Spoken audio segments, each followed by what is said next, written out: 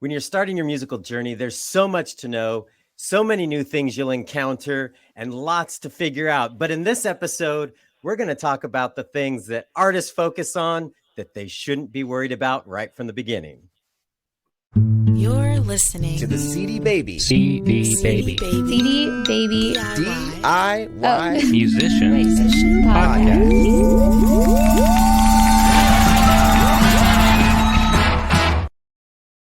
And welcome to episode number 317 of the CD Baby DIY Musician Podcast, where on this episode, we're going to be talking about 8 things artists get wrong, especially when they're new and starting out. My name is Kevin Bruner, and joining me is Chris Robley. Chris, how are you doing? I'm doing good. Tonight I'm going to see a longtime friend of CD Baby, Mary Gaucher. She's playing in my she's not playing in my town. She's playing in Portland, which is nearby. Yes, nearby. Well, tell Mary I said hello. I will.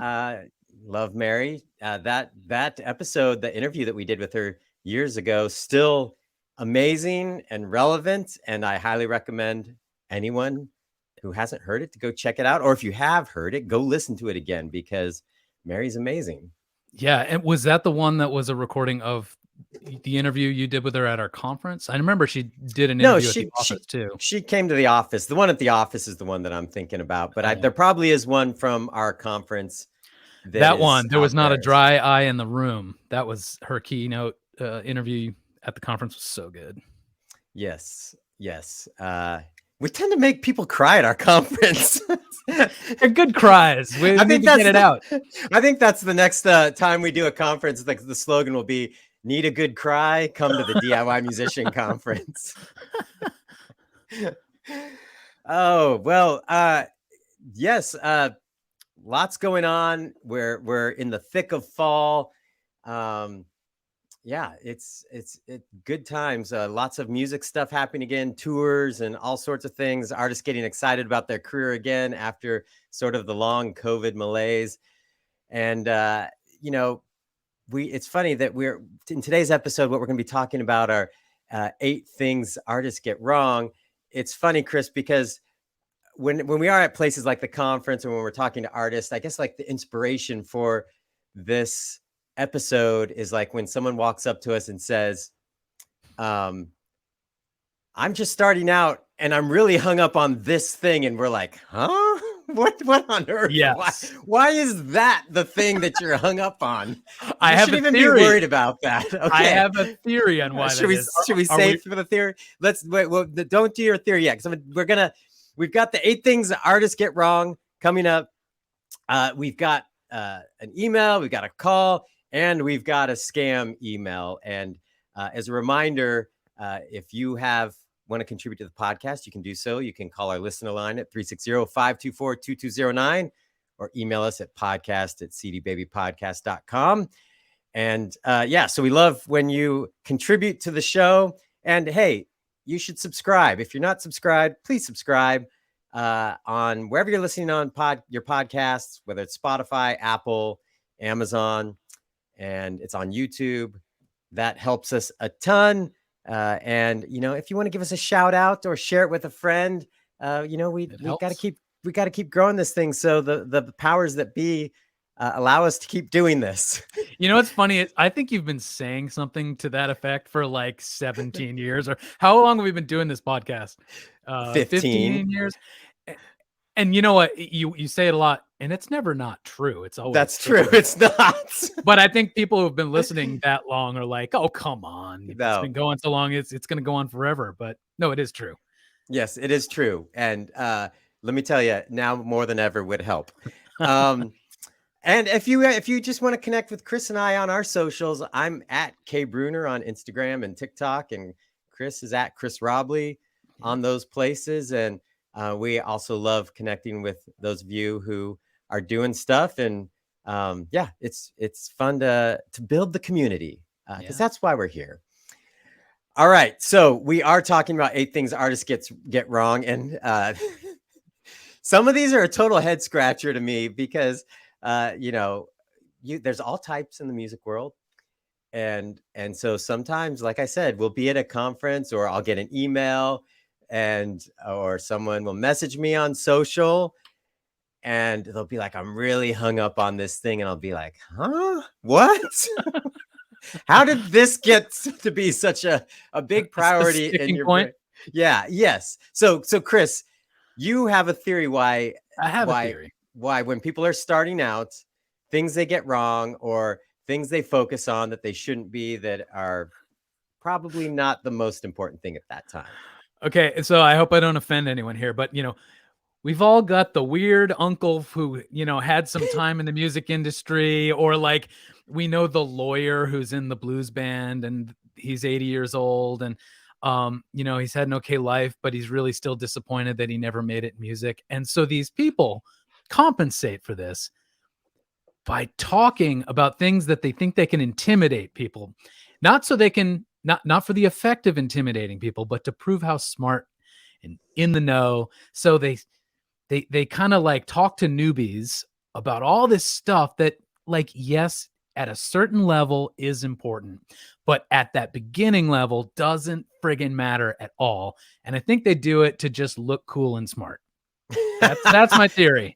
Okay, that was going a different direction than I thought when you you started. No, that was a fine direction. I thought it was going. I thought you were. I thought you were making a comment about old blues people, but you weren't.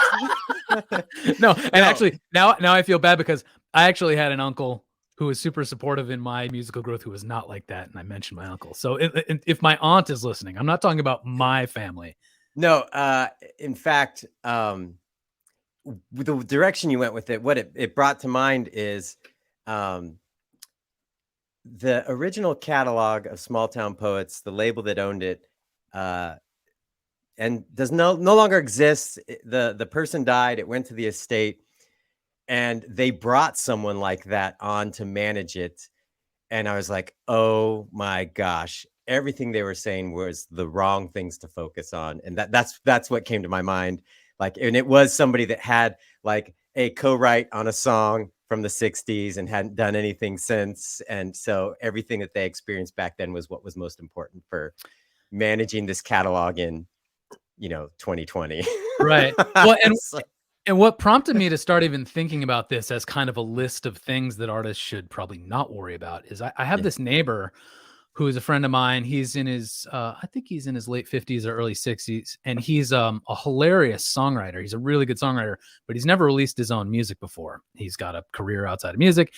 And he's like, I think I have enough good songs. I want to put an album out. Can I come over and talk to you about this? And I was like, yeah, let's. So he came out. We sat on the porch for a few hours talking. And he had been sort of, he wasn't completely in the dark on this stuff, but a few of the things he was asking questions about was along these lines because he had people telling him, you can't do this until you do this. Oh, you're not a real songwriter until this. And like, I was like, whoa. These are like 15 cart before the horses. Like, back up a sec. The things you think are super complicated are actually easy. And the things you think are easy and will happen automatically are very difficult. So let's kind of start with a clean slate here. So that was sort of the jumping off point for this discussion. Yeah. And it happens enough where it's just confusing to me. And oftentimes my takeaway is that this is a case of an artist derailing their own progress. Yeah. And I'm not even going to use the word success. I'm going to use the word progress. Like, you're not even making progress because you derailed yourself so much that you're just stuck. So let's dive in. Because number one, I think might be one of the biggest ones I've heard.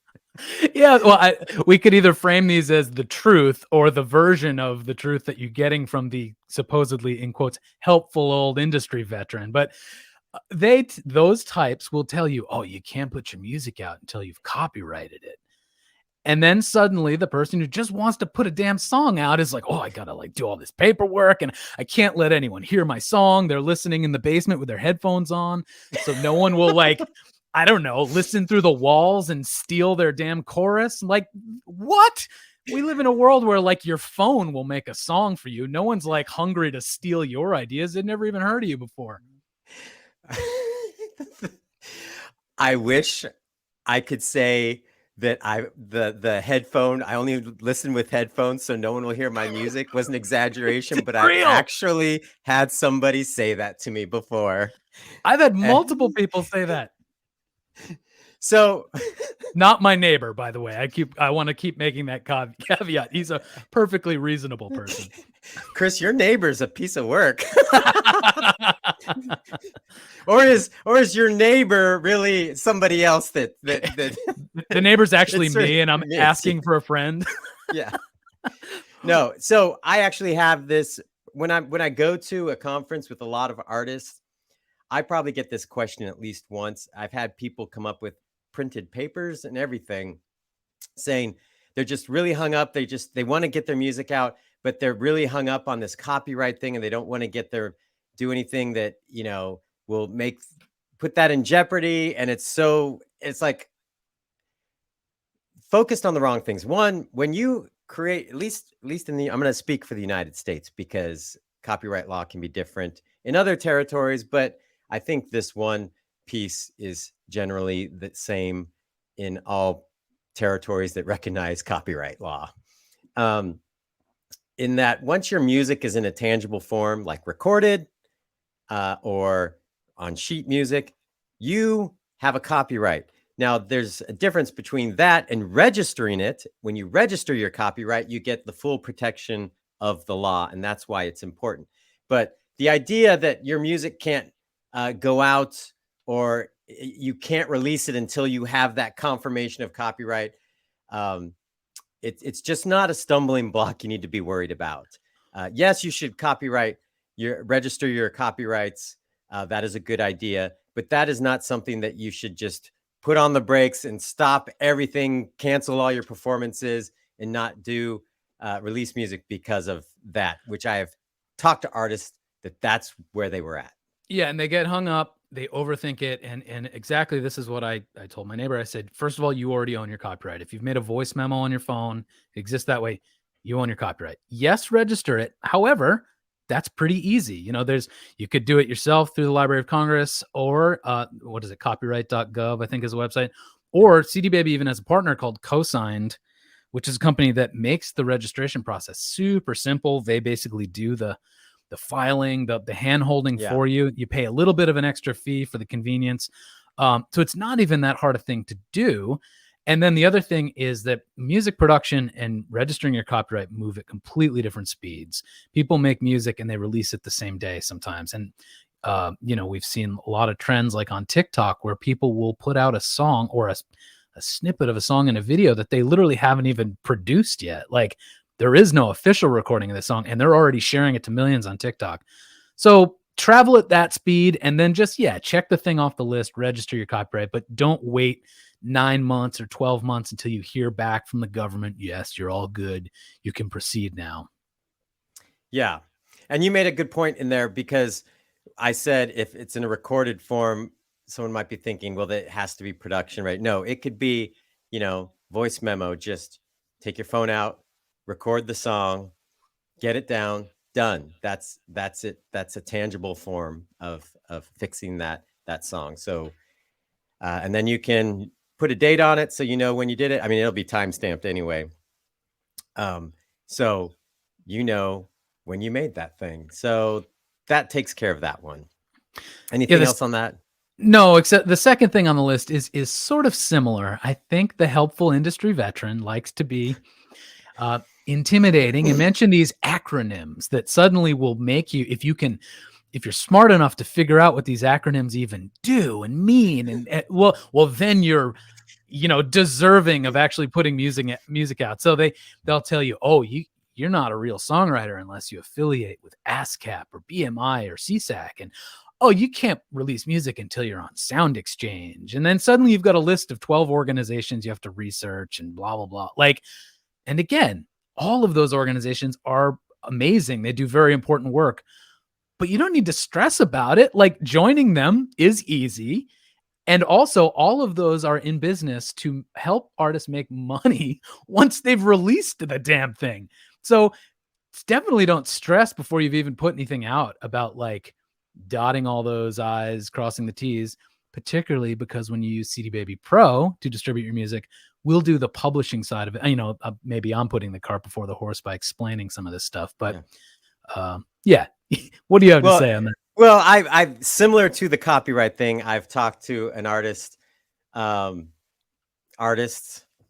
where they'll be like, yeah, I've got an album all ready to go, but you know, I've got to get this whole ASCAP thing sorted out. I'm like, what are you talking about?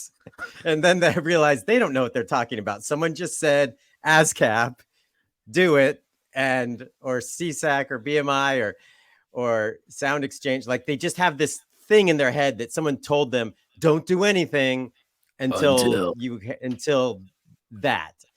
And when I talk it through with them, I'm like, well, one, this isn't a huge hurdle to get over. I mean, just go to their website and sign up.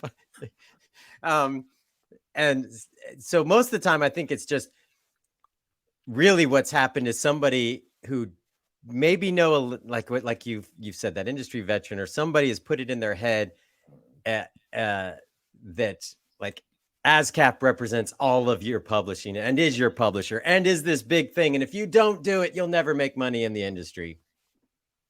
And usually when I'm talking through that with artists, there's so many layers of misinformation that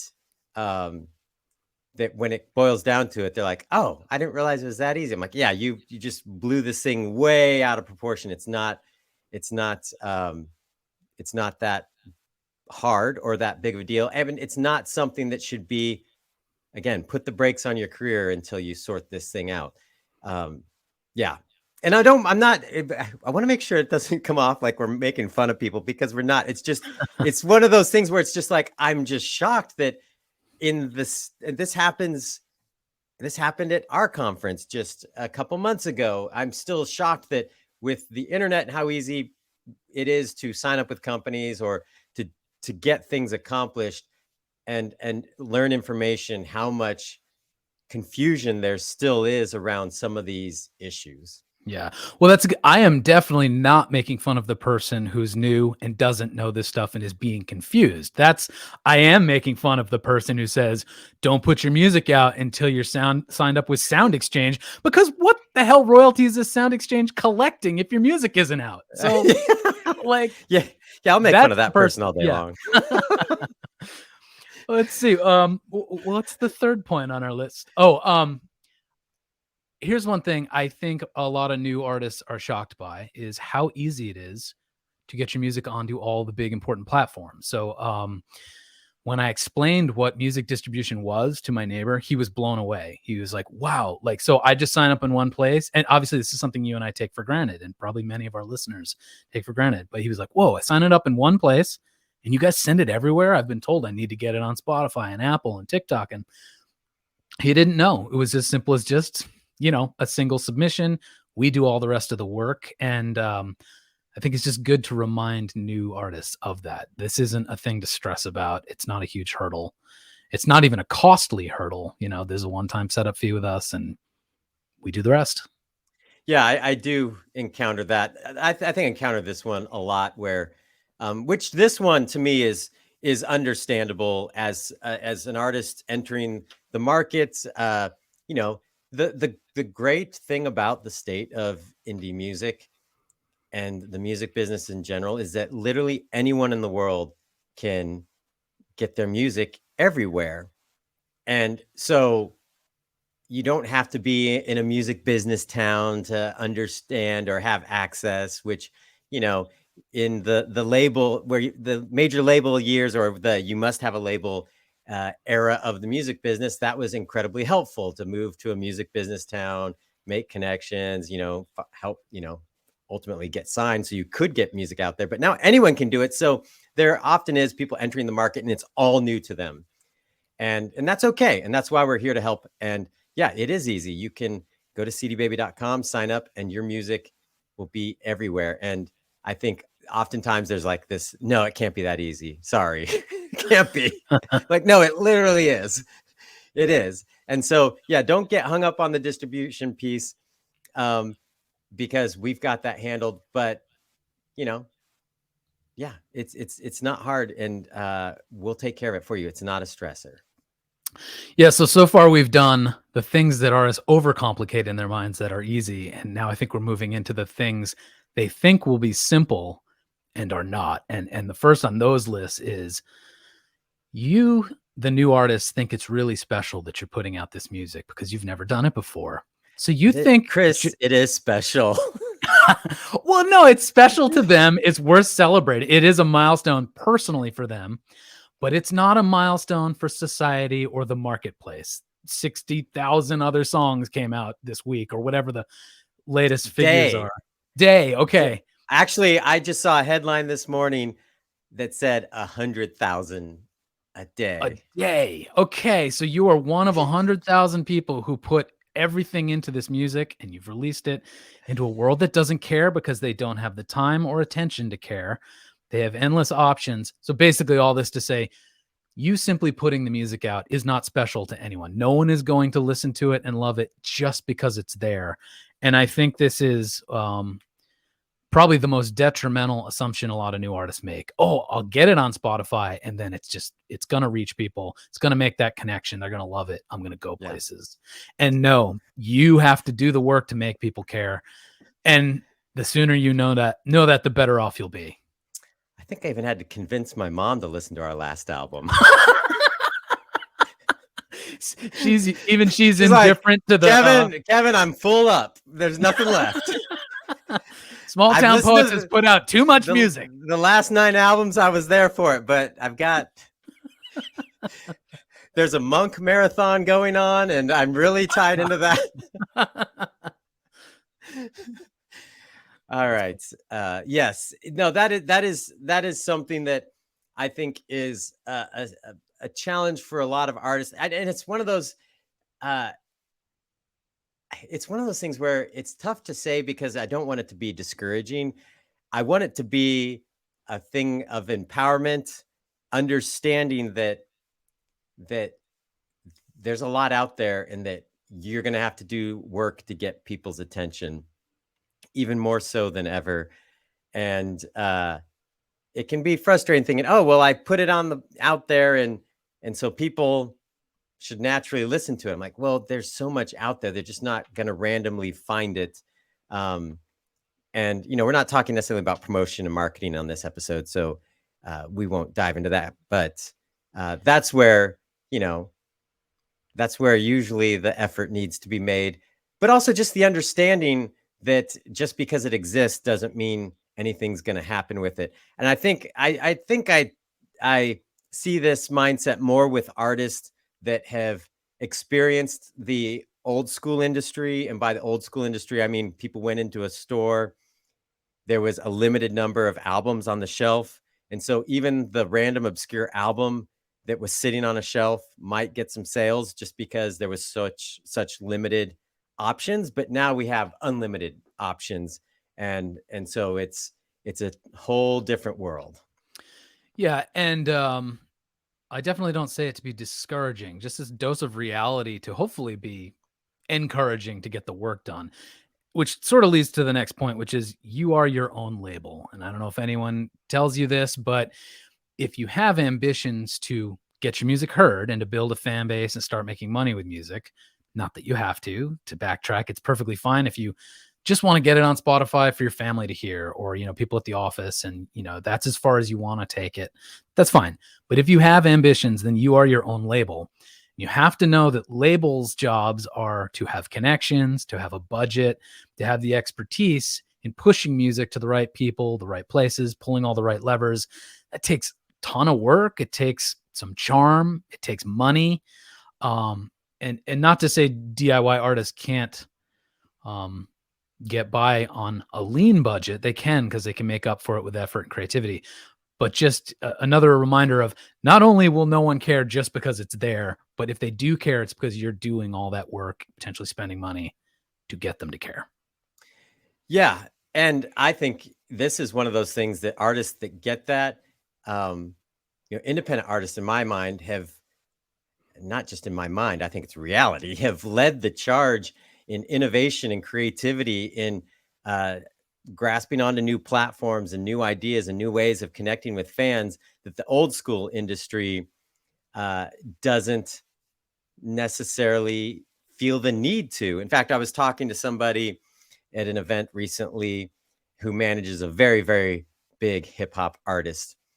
And he was saying, yeah, like, the independent artists, they are the ones driving the innovation and creativity in marketing and promoting music and how music is released because they have to, where the hip hop artist he works with has like 50 million followers. So it's easy for them to get lazy and complacent, knowing that, hey, I've got enough reach that even a poorly executed idea will still get some results. Mhm. Where independent artists, they can't get, they're not looking for a 1% conversion rate off 50 million people. They're looking for a 50% conversion rate off of 1,000 people, Right. and getting people's attention and keeping people engaged is more is on the line. Every little thing matters. So yeah. And I think the artists that we see here at CD Baby that really get that and lean into it and understand a lot of those functions that a label provides, they tend to see success. Yep.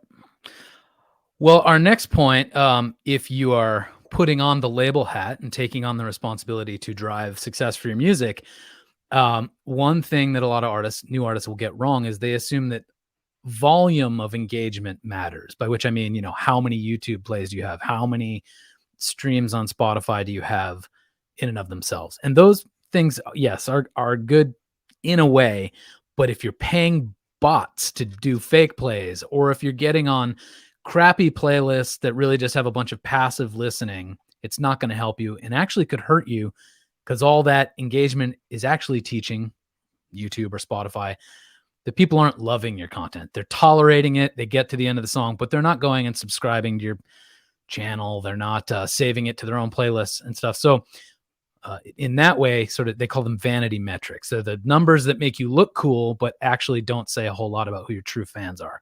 So you really want at this phase in your career to focus on quality engagement. And as Kevin, you said 1,000 fans, if you've got 1,000 people on your email list, that can be a really powerful email list if 50% of them are taking the action you're asking them to do. So don't assume small fan bases aren't super powerful.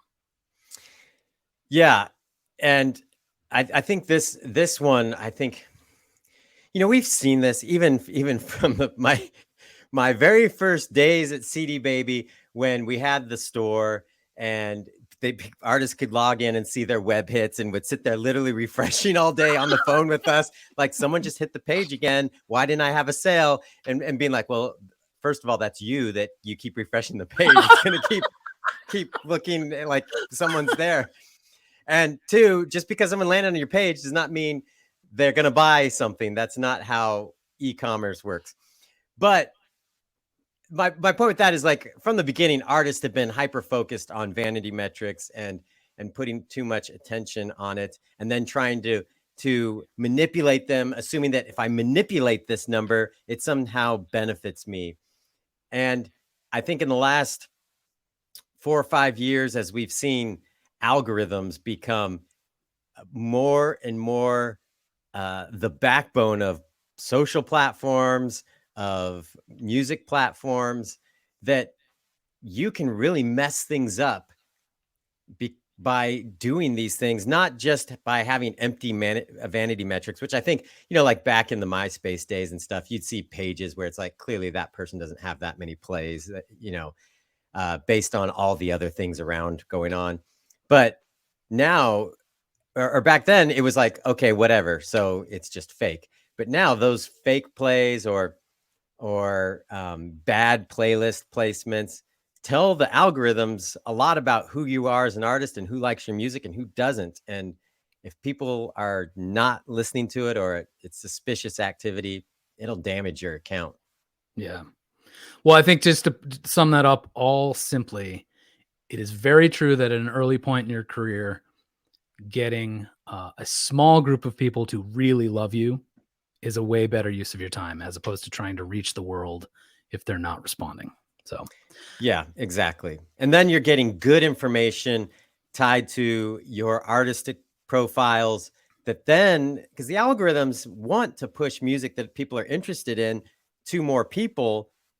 But if it's like all this really vague data that seems like all across the board and no one really cares, it's not going to know what your audience is. Where if it's like, hey, there's 100 people that love this band, like love this band, and they like this other band as well, so we're going to push it to the people that like that other band as well and see what happens. That's how it works on your behalf.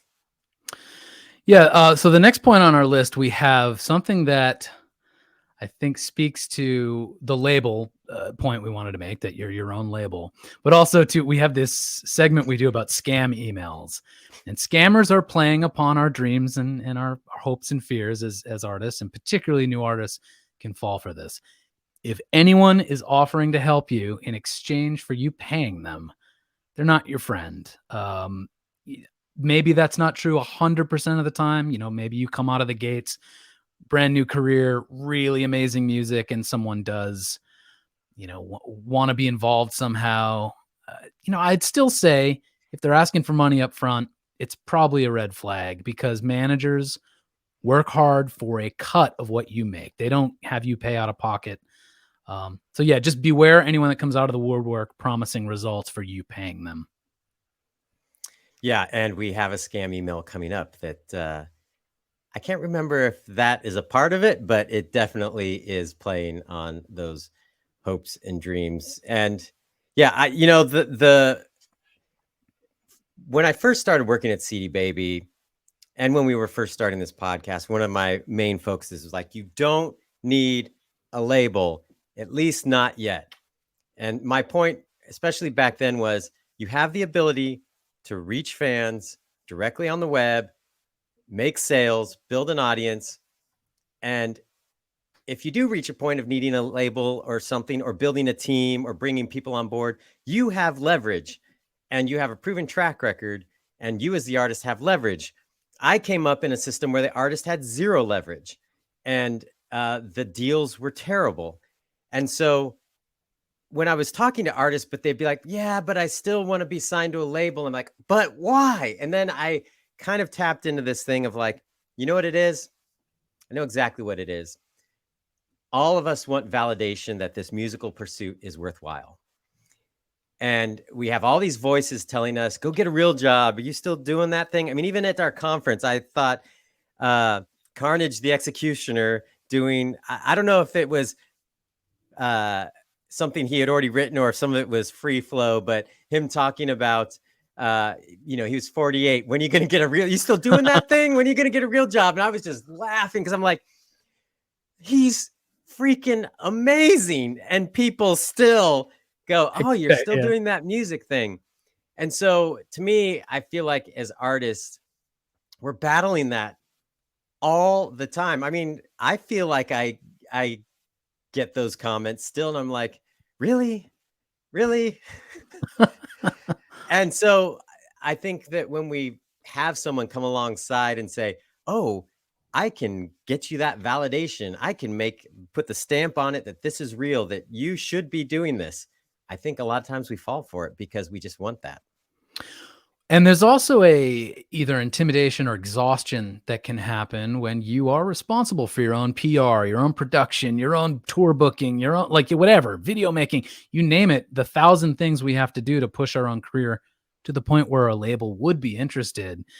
It's tiring. And so the idea that someone else will swoop in and save us from all that work and they'll get it all done and, push the magic success button, it's tempting in that way too, not just to be valid, but to be relieved of some of the effort. But guess what? I mean, I already said it.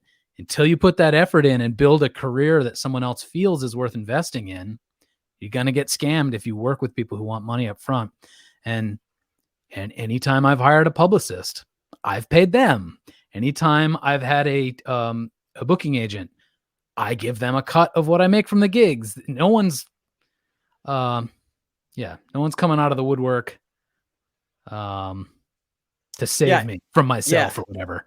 Yeah. And I think that's often, like I've mentioned before, I think this happens in kind of two two lanes. One lane is the scammer, and it may be a legit business that they have, but you're not in a place that they can truly help you. So they know that, and they're just kind of preying on your hopes and dreams, giving you getting you to pay them some money, and they may provide some services, but it's just not going to help you.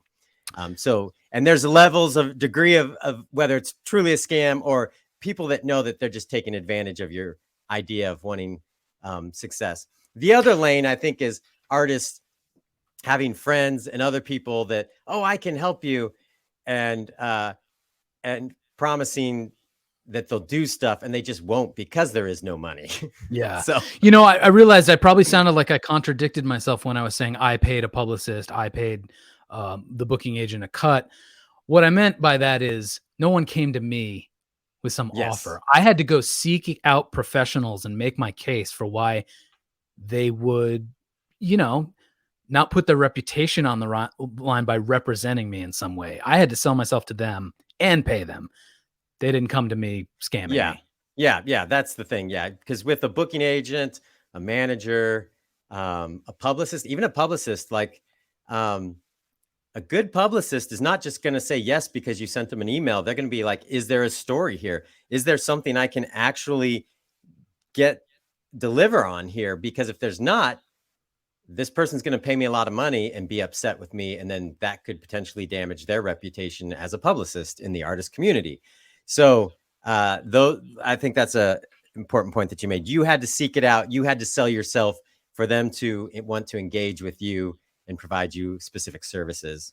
Yeah, because no matter how much you pay them, a really good and reputable person in any industry doesn't want to take your money and then deliver no results. That can sometimes happen even though they're putting in effort, but they don't want to take on a project that they know is doomed. Yeah. Yep. Well, let's see. What's next on our list? Oh, this one's an interesting one. I like this one that we're ending on. Okay, so this last point is that whatever form of success you dreamed about as a kid is already extinct. Your success, if you're lucky enough to achieve success, will look very different from what you assume it should look like. So when I was a kid, I thought, oh, I'll be playing stadiums. Of course I will. And now I'm like, oh, wait, we live in a world where people do shows inside of Roblox. Maybe that's success. Or like you think, oh, I'll make these nice, delicate bedroom folk songs and get on a bunch of Spotify playlists. But no, my form of success is I spend all day responding to people's comments on TikTok or whatever. It's just always going to be something different than you dreamed of, because the world obviously is always changing, but I think lately is rapidly changing at a greater pace. Yeah. Nirvana totally dashed all my musical hopes and dreams of success. Because they killed Motley Crue? Yes. When I started playing guitar, I think in like 1990, but when I started listening to music, I was like in middle school, and then in high school,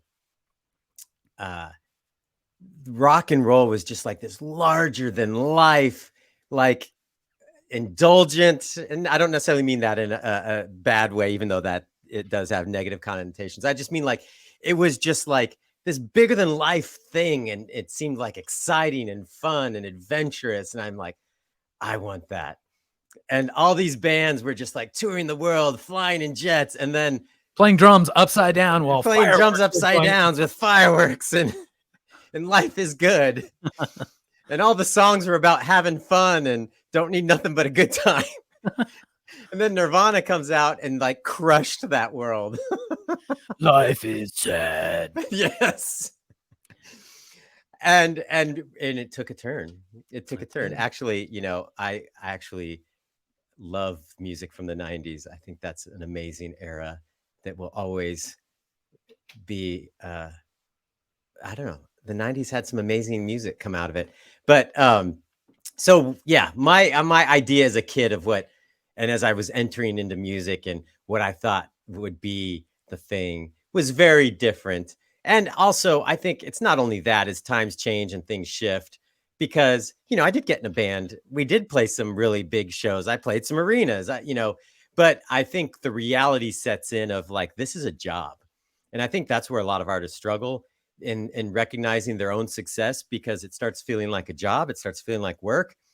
And when I was doing music full time, the show was, just a small portion of my day. The rest of the day was like working my butt off, doing things that I didn't think about that I would have to do in order to have that rock and roll lifestyle. And so, yeah, I think just the idea of what it will feel like, and what it will look like, will most likely not be the same. And I think it's so important that you every so often take time and reflect on your successes and how far you've come, set new goals and things, just because, yeah, it's going to feel different than you imagine it to be. Yeah, and I think, I mean, to be like a self-help cliche, like life is a winding road, and many, many winding roads. And if you didn't end up where you thought you were going to be, you could go down a path of just negativity, think you're a failure. Oh, I never played a stadium gig. I'm not a famous recording artist. Well, maybe you're a great co-writer, or maybe you're a great engineer or producer, and that's not what you initially set out to do, but life's winding paths, delivered you to a place where you're still doing fulfilling creative work. That is success. It's just not the success you planned on 5 years ago or 20 years ago or whatever. So I think just being open and curious about where you've ended up and where that can lead to next is a good place to be. Yeah. Yeah. My my friend Melody summed it up well in that she's a solo artist, and summed it up saying that a lot of people kind of look at music, it's like either you're famous or you're a failure. And I think as artists that we can kind of look at ourselves through that lens as well. And that's just a bad place to be, because fame is not necessarily the goal. I mean, and I think a lot of those people that aren't in music, that they don't understand being a creative person, they don't understand pursuing a musical career. They see, oh, you're not a household name, so clearly you failed. No, that's not it. Don't fall into that lie and thinking those things about yourself and how your career is progressing or where you're at, because it's not all about commercial success, in my opinion. Well, and even like, what was the old saying was, everyone gets their 15 minutes of fame, and now it's like everyone gets their like 0.5 seconds of fame. Like even famous people who you think of as massively successful, like most of them, no one will remember in 2 years. So I'm terrible with names and faces of famous people anyway, so I never remember them. Uh-huh. Well, yeah. Anything else to add to this list? We should end on a because we said a lot of things where artists get hung up on that keep them from moving forward. And I think the amazing thing about where we are with music is that you have access to the whole world, and releasing music is awesome. Just keep releasing, moving forward.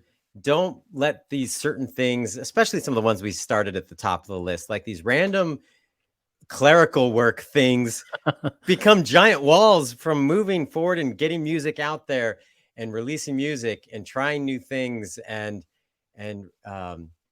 just putting yourself out there, because it's scary. And sometimes I think some of these roadblocks are a substitute for people just like, I don't know, maybe who they're afraid to just move forward, because when you put music out there, it's scary. Suddenly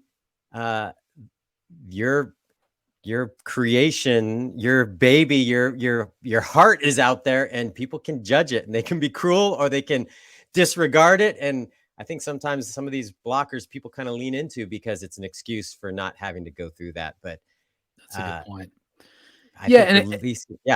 And the copyright, the royalty collection societies, distribution, that is all like the electrical wiring of the music industry. But yeah, it's a good thing to remind people that the music and your emotional connection to your audience is basically the electricity. So the electricity is what matters, not so much the wiring. That's, as you said, to do work, clerical work. Yeah. Yeah. All right. Yes. So get your music out there. Don't put arbitrary blockers in front of it. It's easier to release music than it ever has been before. It's easier to try things, to experiment. And yeah, so go out there, release music, get it out to the world, and start building audiences. All right. Well, if you have a question or comment after that, we'd love to hear it. Oh my! Wait, I just thought. Sorry to derail this whole list. Go ahead. I just thought of another thing, which is there's a whole different kind of artist who thinks I'll just put it on SoundCloud or I'll just put it on Bandcamp. And I don't mean to diss either of those platforms. They're amazing. I love them. I use them. But then artists think that's enough. But then I'm like, wait, just go the extra mile and put it in distribution and get it onto Spotify, YouTube, TikTok, all the other places. And that's a whole other kind of artist mentality. Honestly, I don't quite get. They're almost capping their own availability. But don't do that. Just put it out everywhere. How did we miss that one? I don't know. This really is 9 because I've come into that all the time. Like people saying, I refuse to put my music on streaming platforms, so therefore I'm only on Bandcamp. I love Bandcamp. Great platform. If you don't have a Bandcamp profile, you should, because they have a very vibrant user base there that loves finding new music and some tools to push it to them. But as an artist, you are only limiting your success if you refuse to be where people are.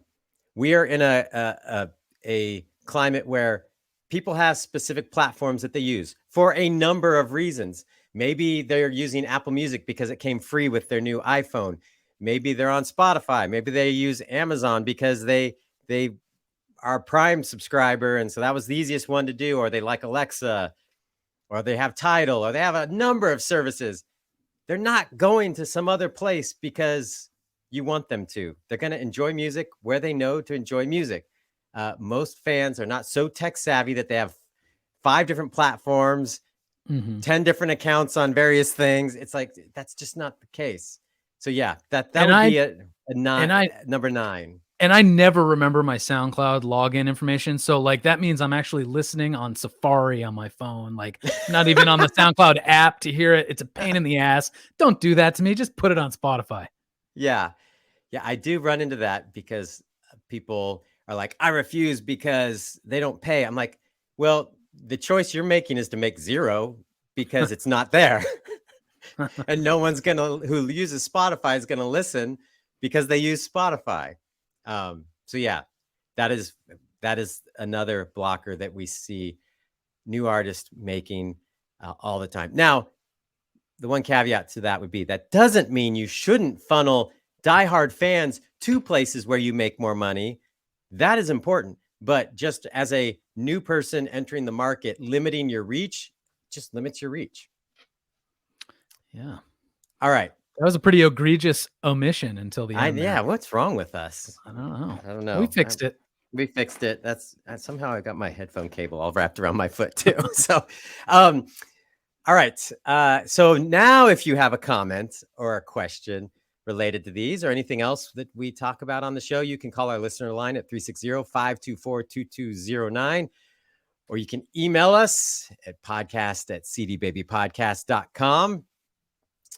And speaking of that, let's get into our call. We've got a call and an email. So here's a good one right here. G'day, Kevin and Chris and the CD Baby family. Josh here from Australia. Just a quick question about if you start a band, and I know Kevin has had this problem in the past, if you start a band with the goal of just recording, because you're at that point of your life where you figure 5, 6 people, we should put all our energy into putting music on the internet that lives forever, as opposed to maybe all that energy into preparing for a couple of shows. How do you kind of have those conversations about where the default is for bands and groups that it always pushes to be a live thing? Like everyone wants to play live, even if that goes against the original intent of the band or the group. Righto, guys, there might not actually be an answer for that one, but I look forward to hearing what you have to say. CD Baby was the very first podcast I ever listened to and subscribed to, and coming off the back of a really bad independent record deal in 2008. I wish I found it earlier. Righto, everyone, you can find me at jcaldigital.org. My podcast, my stand updates, and hopefully the music my band records will all be there. Righto, cheers, bye-bye. All right. Thanks for the call, Josh. And hey, Josh sent in an audio file. You are welcome to do that as well. We have our listener line that you can call, but you could also email an audio file. We just ask that you keep it 3 minutes or less, like Josh just did, and the audio quality is much better. I could And you tell. would- I could tell it was good audio quality, but also that he had prepared what he wanted to say because he did an excellent job being succinct, but getting his own plugs in. Good job, Josh. Yeah, yeah, and I think that's what's helpful about recording it yourself, because when you call the listener line, it's like, I don't know, it's like that when you get someone's voicemail and suddenly your mind goes blank and then you ramble and then you're just like, you hang up, you're embarrassed, then you call back and try to fix it and just make it worse. No, that's an interesting question, and I went through this very thing with a band that I was in here in Portland called Hello Morning. It started out as we were just going to write some songs for sync licensing. Both, some of us had been in various bands that had gotten placements, and I was heavily focused on that world at that time. And so we were like, hey, let's write some songs and focus on sync placements. And then we started writing songs and it was like, I guess we'll play some shows. And we just went down a whole different path, which ended up being fine in the end. But it is one of those things where I find oftentimes artists just kind of fall into that. And even more so now, there's so many options that don't necessarily involve booking gigs and playing shows for artists to have a successful career path. So I don't know. Chris, do you have any thoughts on how you were in working with people? You like, no, let's stay on track. This is what we said. No, because I'm always the instigator of, hey, I know I told you this was just a one-time studio project for an album, but hey, you guys want to do some gigs? And then the idiots that they are, they say yes, and suddenly we're playing live. But so no, I have no constructive feedback there, except playing live is such a costly endeavor. It costs a ton of time. Yep. Not just to practice and rehearse for that setting, but then even, we all know what it's like to wait around for 2 or 3 other bands to finish before we go on and we get home at 2 a.m. And it takes a lot of time away from those other things. So I just think it's a good thing that Josh is at least considering how to have this conversation and reprioritize. But playing live is fun and can be like good for the soul. So I don't know what the balance is. Yeah, well, I think just understanding that it is costly, both with time and the price of gas is through the roof now. Those types of things are all factors, and it might be the best thing. It might be what you should pivot to, but I think I think it comes back to like, what are you trying to accomplish? What do you want to do? And I think with my situation with Hello Morning, what was interesting was that songs started coming together that we thought, oh, this is more than we were expecting as far as it being a band.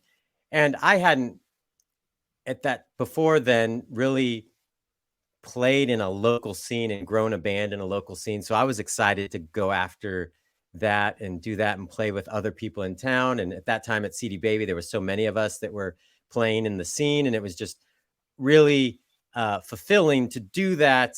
And so that for us, I think the pivot was okay. I think for a lot of artists, the pivot, when they fall into that, it's easy for band members to just lose interest because that wasn't necessarily what they signed up for. Or then because of the time commitment with playing shows, you can cause a lot of tension where it's like, hey, I wasn't expecting that twice a month half my Saturday would be gone, Mm-hmm. So I think you just got to talk through it and be upfront and make sure you're sticking to the plan. Yeah. Actually, I don't think by the time this episode comes out that the Brittany Kellogg interview you did, that won't be out yet, right? Nope, it won't. But I like, there's something you talked about with her about her TikTok strategy, which was like she was just committed to doing it for 90 days. Like I forget what it was, 1 video a day or something. Yeah. And then after that point, there was a reassessing phase. It's like, once I've gotten that far, I'll see, did I get where I wanted to go? Should I pivot? I think the same thing could be true for the band. Like you said, like commit to not doing any gigs for whatever, a year. See if you feel like you're making progress in that other realm. And then after that, say, how many gigs do we want to do or something? So giving yourself a timeline where you have to stick to the original vision might be good. Yeah. And that is a big teaser for the next episode that's coming up. It is an amazing interview. Episode, what will that be? 318. That's going to be a very, very good one. All right. I've got an email here. One more email, and then we got our scam email. So here we go. Hi, Kevin and Chris. I love your show and have been a regular listener for about 3 years now. I'm glad you shifted to releasing episodes more often. I make bluesy indie rock under the name Jerome Freely Band, but my question actually pertains to an older band of mine called Dog Legs and Feet. I love band names. Dog legs and feet. And feet. Are they dog feet or are the legs just dogs? We self-released a couple of CDs of original songs in 1999 and 2000, which we never distributed on CD Baby. I would like to release them now for posterity's sake. Since we had 5 songwriters in the band, it would be relatively expensive to release these albums on Pro, which charges $10 per songwriter after the first one. I don't really anticipate these old albums will make a lot of money, streaming revenues being what they are, and because the band is not together anymore and we're not actively promoting them. So I'm considering doing standard releases just to get the music out there and then upgrading to Pro in the happy event that one or more of the songs turns out to actually make some money. My question is, if I release the albums as standard and later upgrade them to Pro, will CD Baby then retroactively pay us any publishing money that would have been collected during the time that the albums were standard? If not, what happens to that money? Many thanks, Jeremy Edwards. Good question. Well, I think the strategy you outlined for these albums is a good one. That just get it out there. If you're not promoting them, it's a band that doesn't exist anymore. Just get it out there. There might be some things that you try with pitching them to some blues playlists and things like that. And if something starts clicking, you will know long before the publishing money would be collected if it's worth that upgrade. Publishing money is very slow. And so like if I had a song that I released this month and was performing really well, it could be 9 months to a year before I start really seeing that publishing money come in. So yeah, publishing is slow. So if you see something performing, upgrade it. And basically that will help collect all those royalties. And for a lot of the royalties, they can go back retroactively. It's usually up to like 2 years and collect publishing. That doesn't mean you should wait 2 years. So if something starts clicking, upgrade it and away you go. Yeah. And beyond that point where you can retroactively collect them, they will get paid out to other people who don't deserve them, the market shareholders in whatever realm you're talking about. So, big songwriters and publishers get paid that extra money that's just sitting there eventually. Yeah. So I hope that helps. And I think it's great. One thing that's I would highly encourage anyone listening to this podcast, if you have old bands, old music, a lot of us that, he had CDs out in 99 or 2000, a lot of people that have done that, I would say, I'm in that camp. I'm old enough. We tend to think of them as being old releases. I have 2 daughters. One is almost 16. One is 12 and a half. And over the last 2 years, they've really gotten into music. And what is fascinating to watch is the way that for ages, people were trained to think about music and new releases and which is better and new music better than like something that's been out for a while.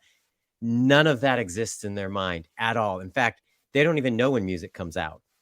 They just engage with music in a totally different way, which means that for a lot of us, we think about back catalog as dead catalog. That is not how younger generations think about music. And it's crazy to watch. So don't be sitting on back catalog thinking that no one or there's no opportunity for it, or people look at the release date and discount it. That does not exist anymore. Most people don't even know when music comes out. They're listening to playlists. They're listening to by mood and theme, and because they heard it in a movie. And so, yeah, get your back catalog out there. I forget if we talked about this in a previous episode recently, but my daughter was doing some craft project listening to Master of Puppets because it's back in everyone's imagination because of Stranger Things. Every time she turns on pop radio, Kate Bush is on there with a song that came out in '84. Like it's brand new. It's brand new, and it's at top of the charts, and kids don't care. Yeah, I listened to Master of the Puppets when it was cool and you were putting your reputation on the line to listen to metal. I'm sorry, these kids today. It's too easy for these kids. Too easy for them. I had to fight for it. That's it. Listening doesn't matter unless there's reputation damage at risk. That's right. That's right. I had long hair. It was a whole thing. You know, you were bought in. If you liked metal, you had to be a part of the crowd. My reputation damage was like, I guess when I was really falling in love with music, like Rage Against the Machine and Nirvana were huge, and I liked them just fine, but really my passion was like Paul Simon, and everyone was like, "Yo, you geek." So I was like the literate loser. You know, it is funny because you mentioned like Master of Puppets and Stranger Things. I don't think that would have, if you take that same like type of song and drop it in a movie 10 years ago, I don't think the same cultural phenomenon would happen. Yeah, I think that the way people listen to music has changed so much that a good song is a good song. An interesting sound is an interesting sound. And I think for so long, what caused people to think, oh, new music is the only music that's good is because there was this growth in technology for a while that things got more produced, different sounds, more sound options. And I think that might have been part of it. But also it's just like, you know, the latest trend that everyone was listening to, but everyone's listening to whatever they want now. Sometimes I think I don't even know how people find new music anymore. But it's just fascinating to watch. And I think if you're an artist and you're sitting on a bunch of back catalog that's not out there, that's a mistake, because all music is interesting and could have an audience. And we're seeing it more and more play out in pop culture. And that's a perfect example of it. Yeah. Let's see. All right. Now we've got our scam email. And I thanks again, Jeremy, for that email. We've got our scam email. This was sent in from Ken. And this goes right along with our episode. So this is the email Ken received, and Ken has a daughter that is a very accomplished singer-songwriter, and he manages her career. All right, hello from the House of Goliath Records, owned by Paul Rosenberg. First off, I'm already like, who's Paul Rosenberg? Like, why is that so important to state? Oh, I suddenly really care. Yeah, tell me more. I handle all business proposals and inquiries for Goliath Records as the EVP and Senior Marketing Manager. Our team has come across your social media and want to give you the opportunity to get your music heard. I wish I could put this on screen because that last line looked like it was formatted like a chorus of a song. Like it's not formatted like the rest of the email. I'm like, am I supposed to sing this part? Does it say like 2x after it? You're supposed to repeat that part? Yeah. Yeah. So our team has come across your social media and want to give you the opportunity to get your music heard. We've reviewed your music content and we definitely think you have potential to reach the next level of your career. We are looking for our next big artist to sign. Goliath Records would like to offer you a record deal. We offer special services with our deal, from graphics design to professional materials. And professional materials? This next line is in quotes. And I'm reading as is, in quotes. You can rap, produce, or be an athlete. Be all you can be. I don't even know what the heck that's even supposed to mean. What? This will help improve your overall brand value working with a distinguished international label. There is a small fee of $300 for this to take place, which will state the offer was unsolicited. Isn't this whole thing a A solicitation? solicitation? What? Should you take the deal, your deposit fee will be refunded back. If you're interested, please inform us now so we may proceed, and we will proceed with other vital information. Yours sincerely, Goliath Records. And there was an Instagram account link. And I clicked on it, and they've got a logo, and it says record label by @Rosenberg. Let me see if @Rosenberg is a real person. Well, while you're checking for that, what I love about this is what a heartwarming thing to be told. We love your online content. Like, if you loved my song, wouldn't you say like, I love the song title or whatever? Like, I really liked this post or this video. It's like so generic. And what's weird, I'm wondering if okay, the @Rosenberg reference has to be fake. Because this Paul Rosenberg has 236,000 followers, and I can see is followed by Questlove and SoundCloud. So he'd probably be pretty pissed to find out that this person's putting his name on it. When it says record label by @Rosenberg, it's not clickable. So there's no way this is him. So yeah, definitely a scam reference as well, because the Goliath Records has 916 followers. Somebody who has 256,000 followers can get more than 916 followers for their record For their label, right? So yeah, so that's it. This is we haven't had this before, where they reference somebody who is a real person. And yeah, if you could see the formatting, like it's just random, like all of a sudden in quotes, you can rap, produce, or be an athlete. Be all you can be. I don't understand. And especially knowing that they're reaching out to this artist that got it is like a female singer songwriter, poppy, kind of like a Taylor Swift vibe.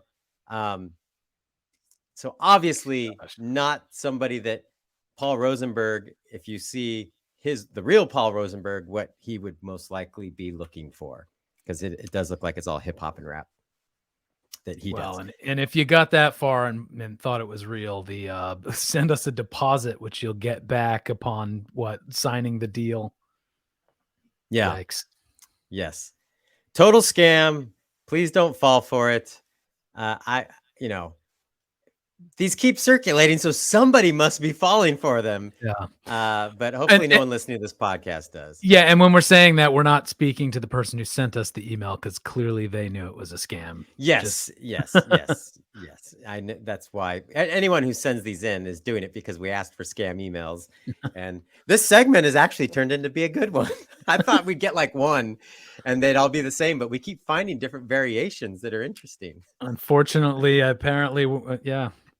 And just the randomness of some of the messages that they throw in there. Just you can be a sports personality or rap or produce. Be all you can be. I thought they already thought I was an amazing artist that was going to be their next big artist. I don't get it. So, all right. Again, if you have a question or comment or want to send us a scam email, you can do so. You can send the scam email to podcast@cdbabypodcast.com. Or if you want to do your own dramatic reading of a scam email that you have received, we would love to get that as well. It probably wouldn't fit on the listener line, which is at 360-524-2209. Is that only allows you to leave a message for 3 minutes. But if you sent a dramatic reading that you recorded, I would love to include that as well. Maybe you can do your own interpretation of their formatting. Maybe there's melody, there's some music that you put behind it, bumper music, and they can add graphics, make a whole video out of it. Yeah. All right. Well, Chris, this is the sad part of the show where we're coming to the end. Well, we have to say goodbye. But the good news is that the next episode, I believe, will be your interview with Brittany Kellogg, which is it will great, be. Yes, and everyone will want to hear. Yes, fantastic interview. I'm so excited for people to hear it. It was, I think, a lot of success wrapped with truth and reality that is not only inspiring, but I think a lot of people will identify with a lot of different segments of that interview. It's such a good one. Cannot hype it enough. And that'll be the next episode. And just one more thing about the context. The success is she has more than 1 million followers on TikTok. So it's sort of how she did that.